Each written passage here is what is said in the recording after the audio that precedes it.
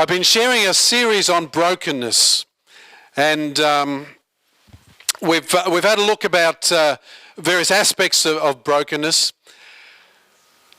People have been reporting back to me there's been like a shift in their spirit when it's come to brokenness, and there is no one around who does not experience brokenness. There really isn't. And if you haven't, then you haven't been living, because we naturally struggle with brokenness. Our whole society is broken. Have a look outside.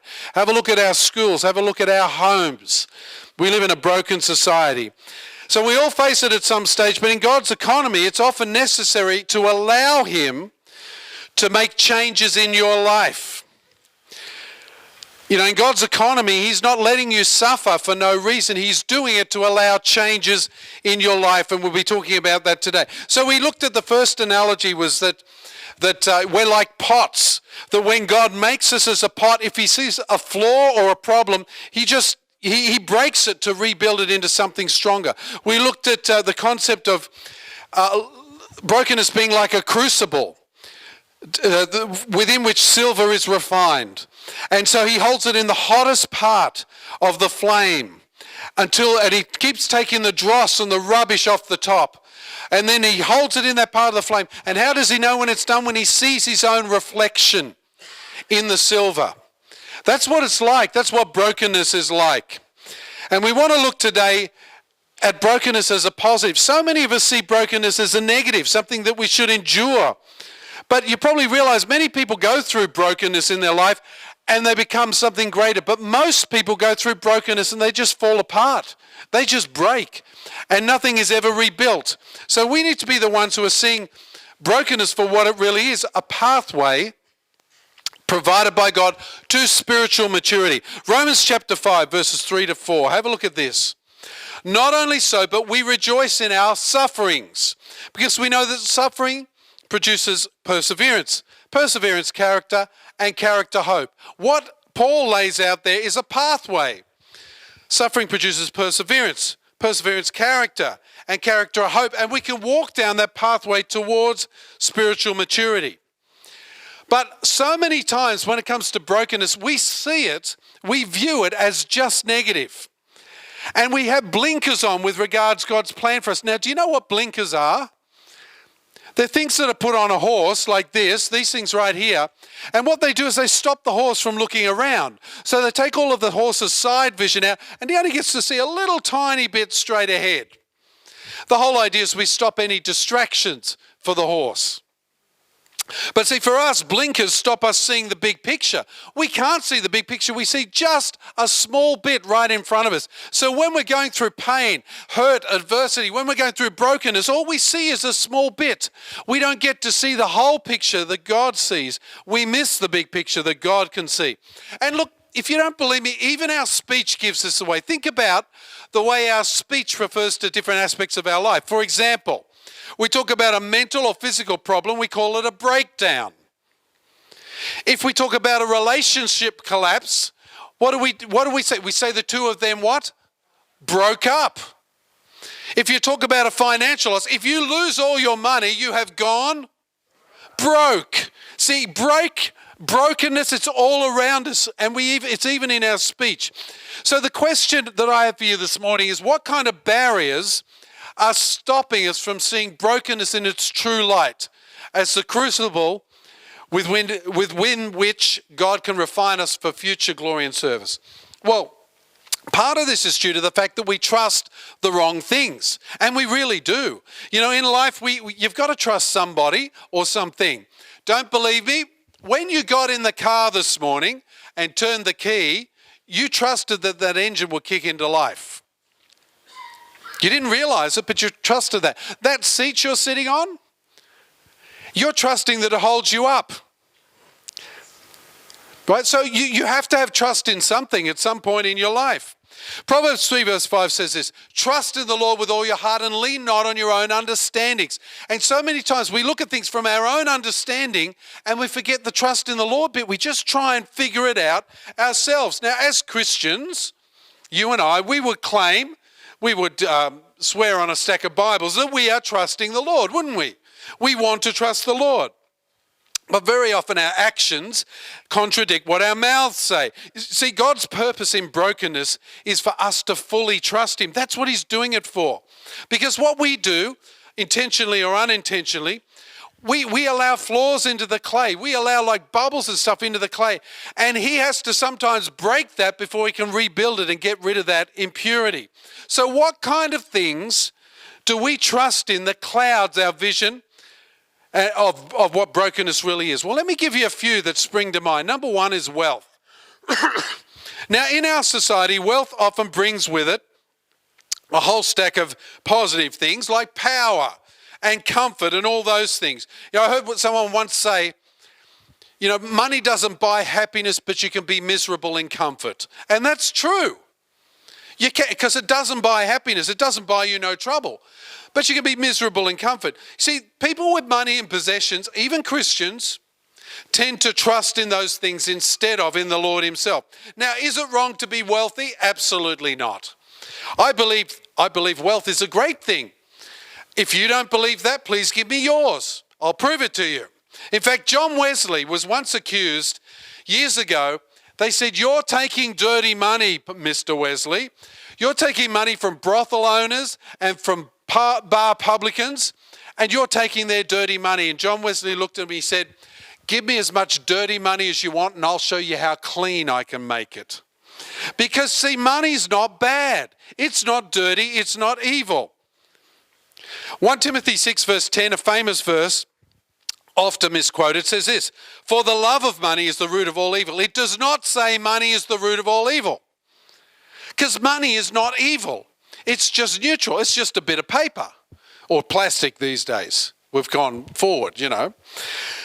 But it doesn't say that money is the root of all evil. It says the love of money is the root of all evil. So what is evil is not the money itself. It's the spirit behind it. It's the love of that stuff. It's when you put your trust in money instead of putting your trust in the Lord. And wealthy people, it's a really difficult thing to not do that. We need to take our blinkers off and realize that if you have wealth, you are blessed, but wealth can disappear in a heartbeat. How many of you know wealth can disappear in a heartbeat? How many of you have experienced that firsthand? I have. Was it pleasant? No. But, you know, wealth comes and goes. Now, I have an income, as you probably know, I'm an optometrist, and I have an income from optometry, but I stopped going to optometry conferences because I got sick of sitting around. We weren't talking about eyes and vision, we were talking about cars and money and equipment and stuff like that. I'm not interested in talking about that. You know, so all of my peers in optometry, most of them anyway, are more wealthy than me in finances, but I tell you what, I'm more wealthy in spirit than all of them.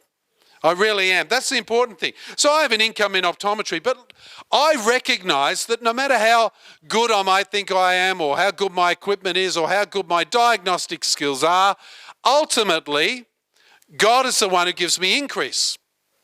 I can have the best gear in the world, the best knowledge in the world, and no one walks through the door. See, ultimately, my income depends on God, as does yours. Deuteronomy 8 verse 18. If you're successful in life and in business, listen to this. Deuteronomy 8:18. You shall remember the Lord your God, for it is he who gives you the power to make wealth.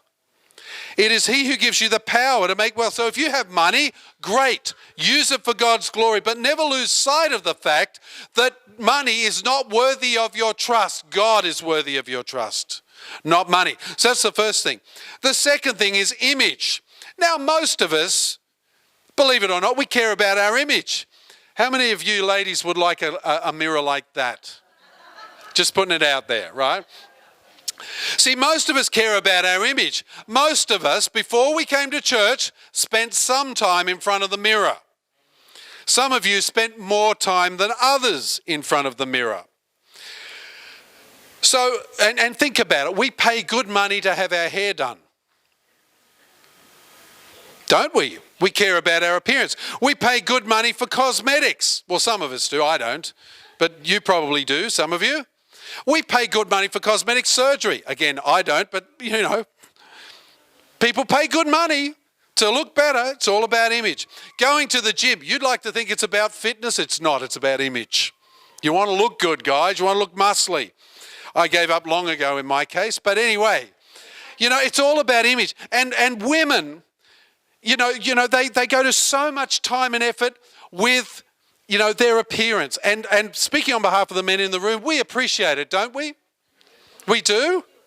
Yeah. But beauty fades, folks. Even with lipstick and makeup, beauty fades. Now, I've heard it said any coat of paint on an old barn helps. But at the end of the day, it's still an old barn. Okay? You can paint it up however you like. See, this is what image is about. I'm in trouble for that for sure. Proverbs 31 verse 30 says this, charm is deceptive and beauty is fleeting, but a woman who fears the Lord is to be praised. You see, beauty is only skin dope. It is. It only goes that far. And see, I believe I have a beautiful wife, and I believe she's beautiful on the outside, but what's more beautiful about her for me is what's on the inside. That's what's beautiful. That's what lasts forever. Your looks will not last forever. Even if you're really good looking and beautiful now, it won't last forever. Beauty fades. But this inner beauty never fades. The third thing is reputation. Many people trust in their reputation. They don't see God's brokenness because they're trusting in their reputation. Might be what your family means. You've got the family reputation. Could be your own success, your own accomplishments. But let me tell you, reputation can be pretty precarious at best. It really can. Now, it's something that we want to attain. Proverbs 21 verse 1 says this, a good name is to be chosen rather than great riches. And I would love to have a great reputation. I'm sure you would as well. Having a good reputation is wonderful. But we should not rely on that. Because I've got to tell you, I've had times in my life when I've had to entrust my reputation to the Lord because someone has been soiling it out there for me. Have you ever experienced that? Someone turns on you, says something bad about you, your reputation is in tatters. If your life is invested in that, if that's the thing the only thing you see and the thing you're trusting in, your life is in ruins when your reputation goes. But they can do what they like to my reputation if I have my trust in the Lord. So we need to not trust in these things. Now, the fourth thing is talents and gifts. Very often, very gifted people struggle with the most with brokenness. They're determined to succeed and they see their talents as a ticket to becoming someone special. But the problem is not having talents. You and I have talents. You have talents. I have talents. We've all got talents. I can sing and sing a bit, play a bit, dance not at all. But it's just a talent. If I put my trust in my talent, then that again is precarious. And sometimes God will use brokenness to snap me out of relying on a talent. Now, as a singer, as you probably know, I've been a singer for 25 years, traveling with Bill Newman. Who's heard of Bill Newman? Who would like to see him preach? Because he's coming in November. Just putting it out there. So that's great to have him here. But I've traveled with him all around the world, and there have been a couple of places I've been to where afterwards I get home and I get nasty letters and emails from people attacking me, accusing me of having no talent, accusing me of being, having no humility and all this sort of stuff. And if my life was invested in my talent, man, my life would be in ruins. But I have to give that to the Lord, because I can't trust in my talents. Listen, if you've got talent, be wary, because it's really helpful to not have talent. If you have talent, you tend to trust that instead of trusting the Lord. This is what God says about our workmanship, our works, right? Ephesians 2:10. We are his workmanship, created in Christ Jesus for good works, which God has prepared beforehand that we should walk in them. So all of this talented stuff that you have, that's wonderful, but don't trust in it, because the opportunities are there in the hands of the Lord. He's preparing that for you. You just get the cool, privilege of being able to steward some of your talents and skills. Can I tell you, I've looked at this every which way, and I've come to a shocking conclusion that will offend some of you. I believe that ultimately, you and we are all control freaks. I'm sorry. But think about it. Without a doubt, you and I are control freaks. We would rather rely on ourselves and our own abilities and efforts rather than on God. Even as Christians, we tend to say to God, God, I'm going to yield all of my life to you, except that bit. Because this bit's really important to me, and I want to, let me manage this bit right here, but everything else I give to you, Lord. And that's not really yielding. Because you're not giving him all, you're giving him all minus that bit. You see, if you're 99% honest, you're dishonest.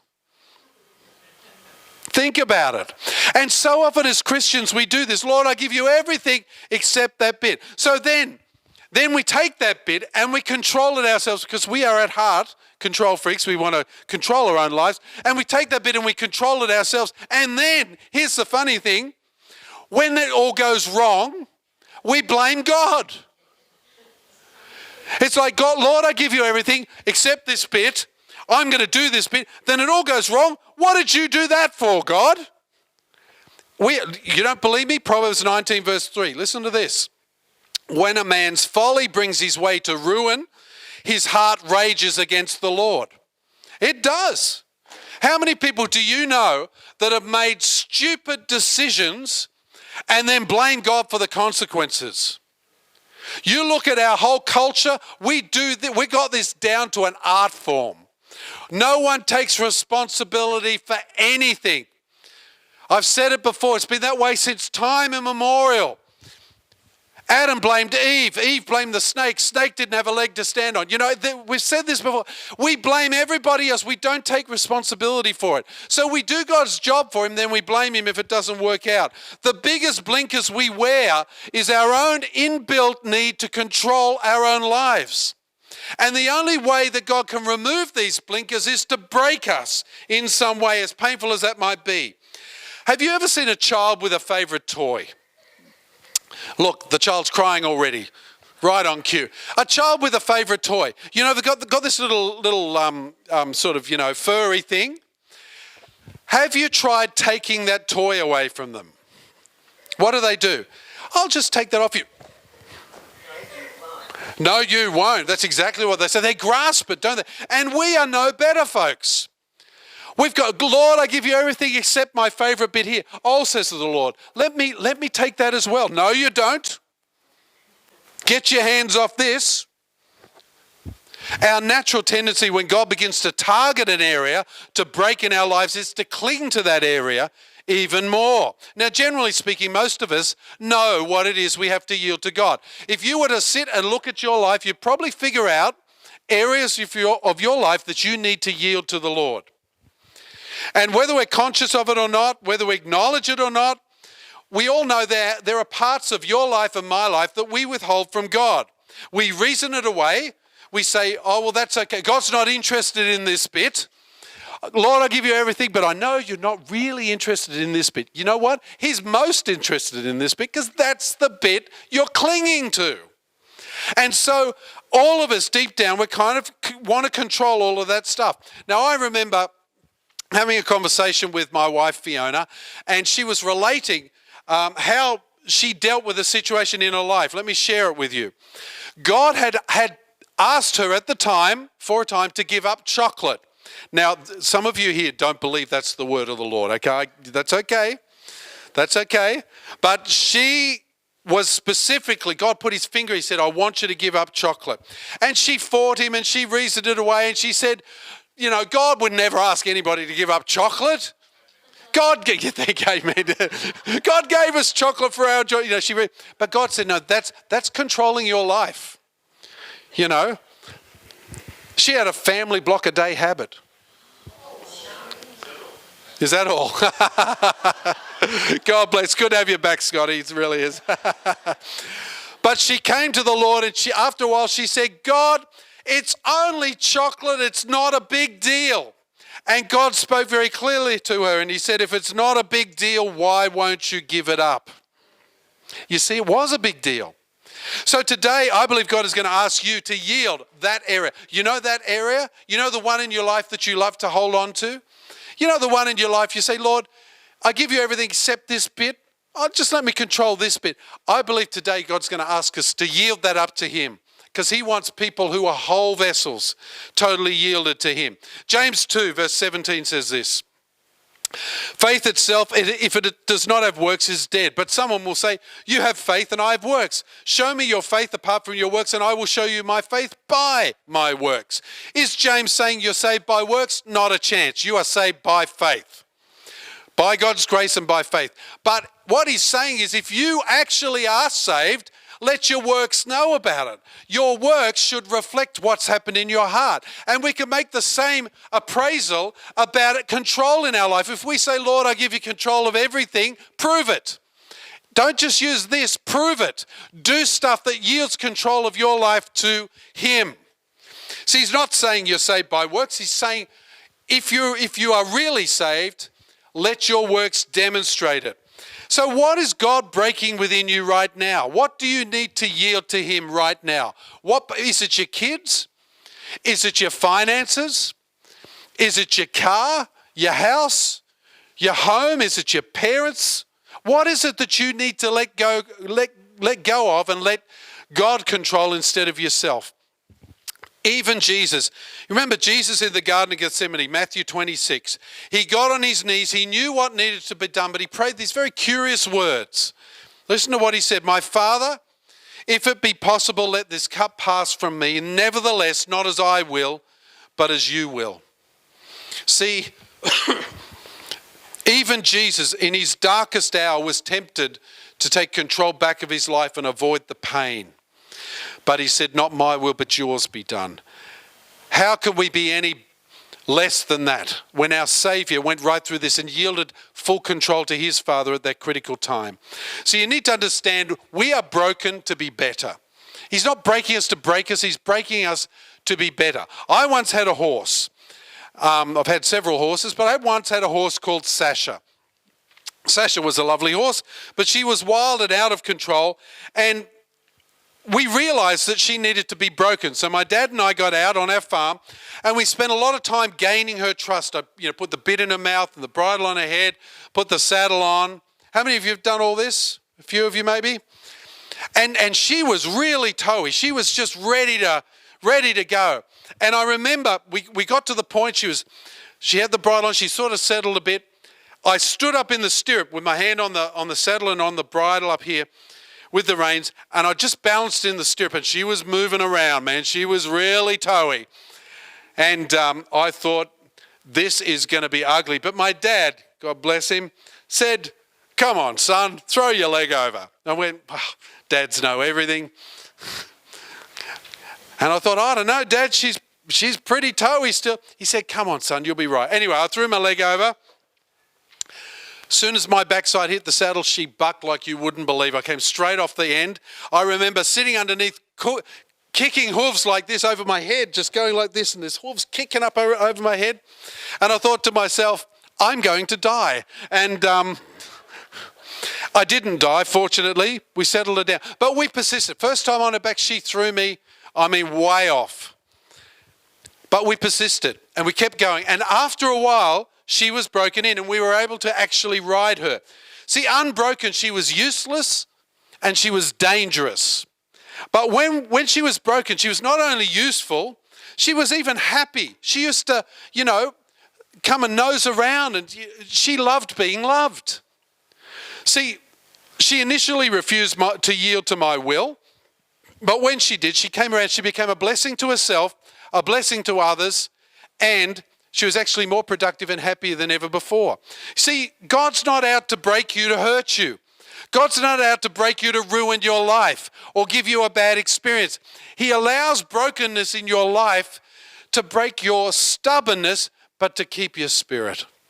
He wants you, like that horse, to be controlled and to be yielding the right fruit. James 1, verses 2-4 says this: count it all joy, my brothers, when you meet trials of various kinds, because the testing of your faith develops steadfastness, and steadfastness will have its full effect, that you may be mature and complete, lacking nothing. See, God wants you to be mature and complete and lack nothing.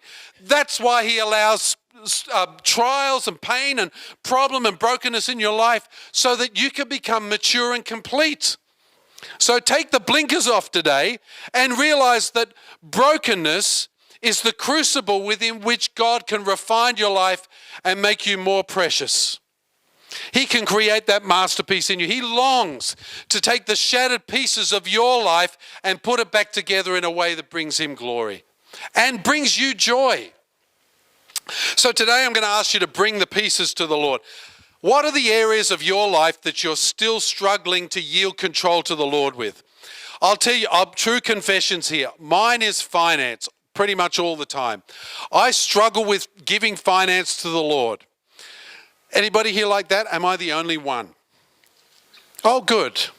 I thought I'd be the only one. You know, see, I look at a problem and I add it all up and I look at my finances and I figure out how I can solve that problem with my finances. So I say, God, here's the financial need. Let me do this for you. You're right, take a seat. I'll handle it from here, thank you very much. And I solve my own problem. And I worry about my own problem. I stay up late at night. I lose sleep worrying. Does anybody here do that? Worry is because I can't control it, but I want to control it. Worry is like a rocking horse. It keeps your mind occupied, but you don't actually get anywhere. Just back and forward, back and forward. Look at me, you know. And so finances for me is an area I have to yield to the Lord, especially when it comes to the church.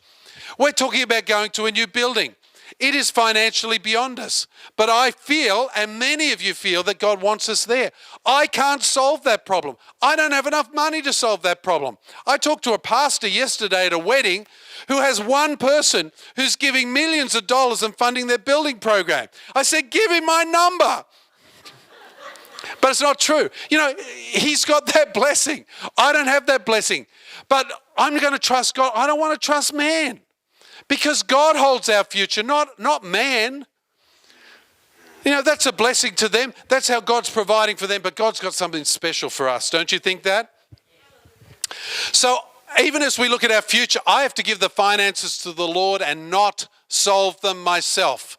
And that's what it's about, losing control, giving control to the Lord. Let me wrap it up with this. Kintsugi is an ancient Japanese art of repairing broken bowls, using a special lacquer that is laden with gold, real gold. This repair method celebrates the artifact's unique history by emphasizing the fractures and breaks instead of trying to hide or disguise them.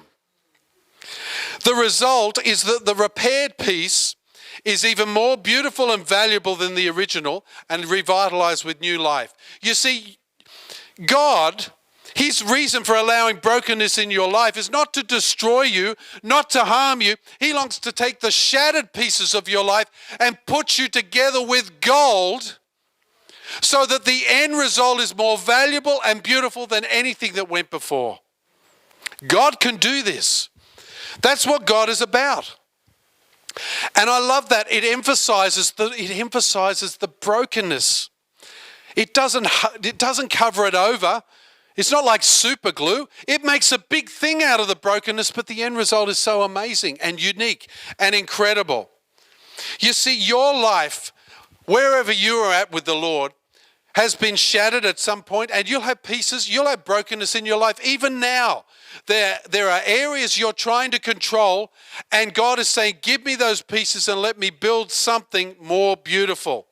You see, he can't do this if you hold on to the pieces. He can't take those pieces and make them into this sort of quality of bowl if you don't give the pieces to him. So you need to give them to him this morning. Today is the day for you to yield everything to him, to take those broken pieces of your life and allow God to repair it, to make something more beautiful and more valuable than anything that has gone before. Ecclesiastes chapter 3 verse 11 says this: he has made everything beautiful in its time. Did you know that? He's made everything beautiful, including you, in its time. Now, maybe your time's not here yet, but it's coming. God's got beauty in your destiny.